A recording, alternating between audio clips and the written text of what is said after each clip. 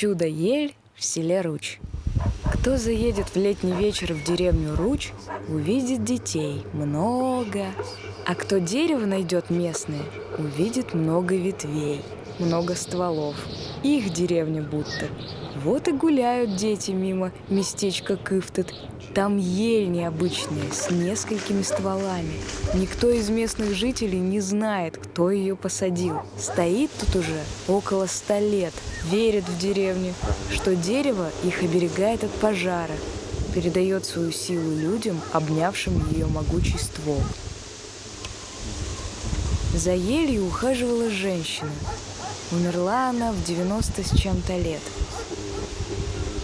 Но от кого тебя тут ель не спасет, так это от комаров.